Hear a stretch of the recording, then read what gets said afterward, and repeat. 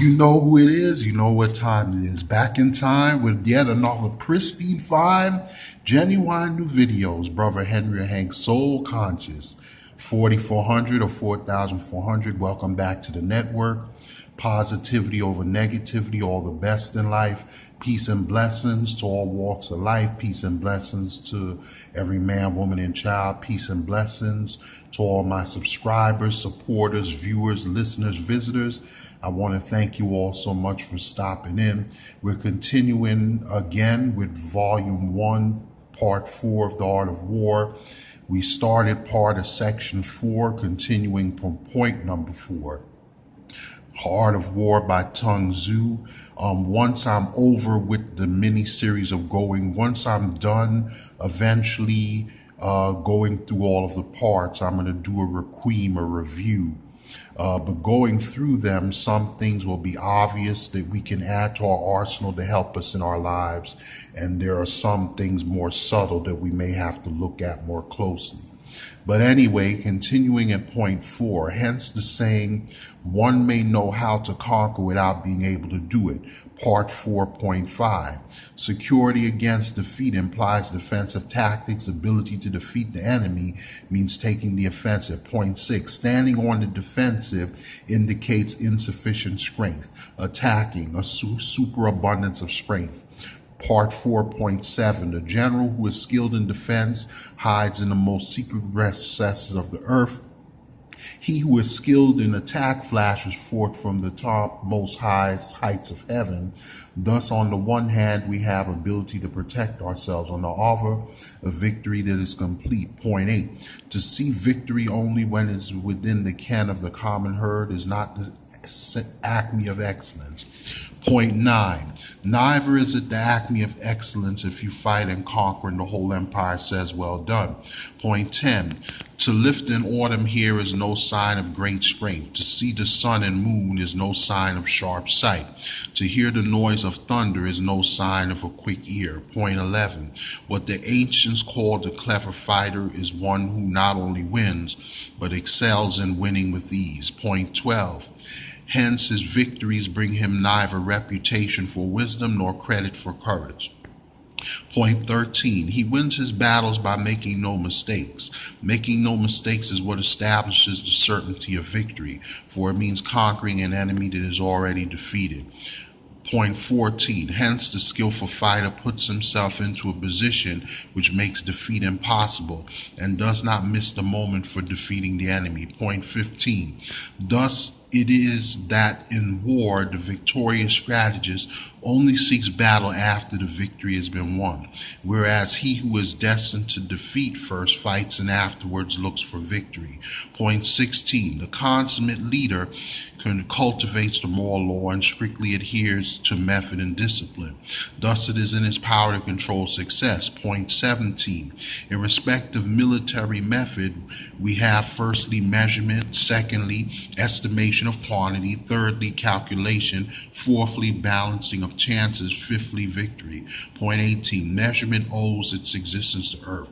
Estimation of quantity to measurement, calculation to estimation of quantity, balancing of chances to calculation, and victory to balancing of chances.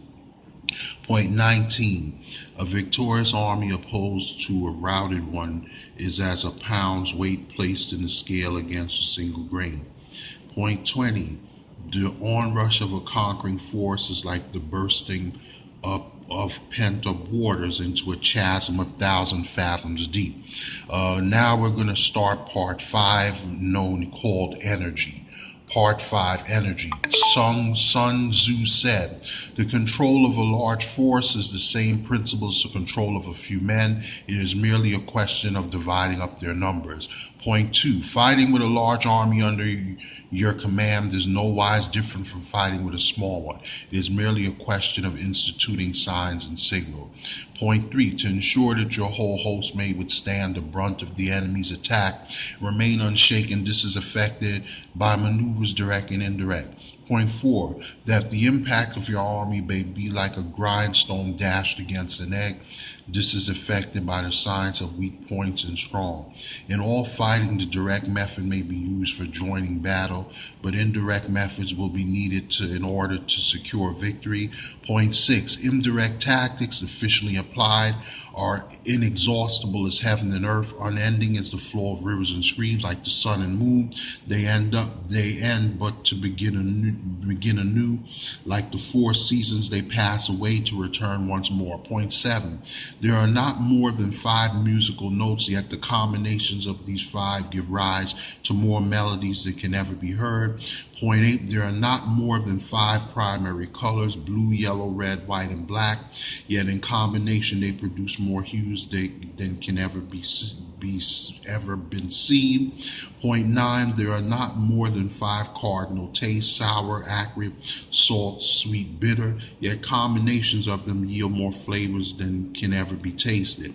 Point 10, in battle there are not more than 2 methods of attack, the direct and indirect, yet these 2 in combination give rise to an endless series of maneuvers. Point 11, the direct and indirect lead on to each other in turn.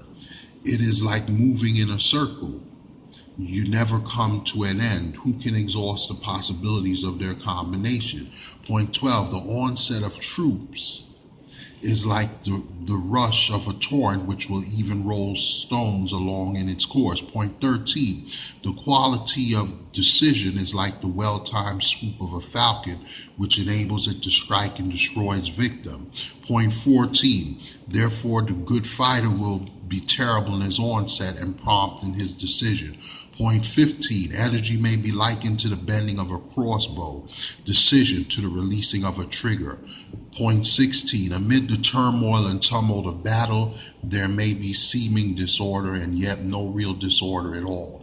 Amid confusion and chaos, your array may be without head or tail, yet it will be proof against defeat. Point 17, simulated disorder postulates perfect discipline. Simulated fear postulates courage. Simulated weakness postulates strength. Point 18, hiding order beneath the cloak of disorder is simply a question of subdivision. Concealing courage under a show of timidity presupposes a fund of latent energy. Making strength with weakness is to be affected by tactical disposition. Point 19, thus one who is skillful at keeping the enemy on the move maintains deceitful appearances according to which the enemy will act. He sacrifices something that the enemy may snatch at. Point 20, by holding out baits, he keeps them on the march.